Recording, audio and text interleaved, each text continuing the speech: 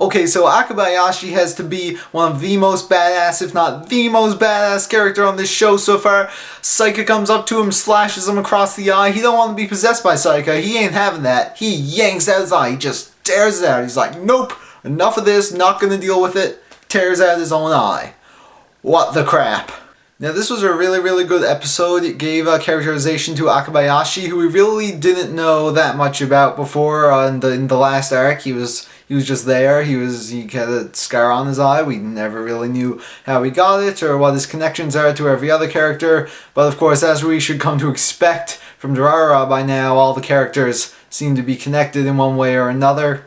Now, the episode starts off with him basically doing a drug bust. There were these dudes who wanted to sell some drugs to these girls in the bathroom, and he's in the bathroom. He comes out, he's like, nope, not having it. Boom, boom, boom, beats them all up. And we also get his backstory from 6 years ago, where he, of course, as I mentioned, gets slashed by Saika, and he's the first person ever to basically not get possessed by Saika, because, you know, he tears his eye out, which is where he got slashed. And this was, of course, Henri's mother who slashed him, and it must have been side effects from the slashing mother, but he pretty much, he fell in love with her.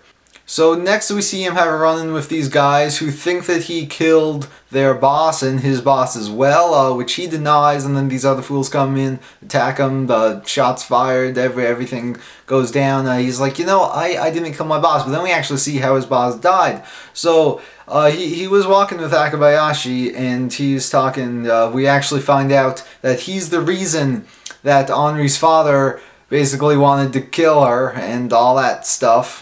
And of course, we already know from the first season of Durarara, Saika saves Henri, but takes her mother's life, and now Henri's psych and all that stuff. So that was all because of Akabayashi's old boss. So he's getting pretty pissed off, because we know that he did love Henri's mother. So this dude comes by, he's like, hey, I have a bone to pick with you, and he stabs him, and Akabayashi don't do anything. He's like, yeah, you deserve that. I'm just gonna pretend like it never happened. We also learned that Akabayashi is on pretty good terms with Henri, just because, you know, he was friends with her mother, and apparently I'm pretty sure he actually, you know, saved her from all that crap that was going down afterwards. So yeah, this episode really gave us some great characterization for Akabayashi. It made him much more important in the story. It connected him to a bunch of things that happened before. And it was really cool to see more of him, because we didn't really know much about him before. I think the best episode, but I mean, there was only 3 so far. So I couldn't get around to reviewing last week's episode, which was pretty nuts. We find out that Mika and Namie are a bit more crazy than we initially thought. Well, we always knew they were crazy.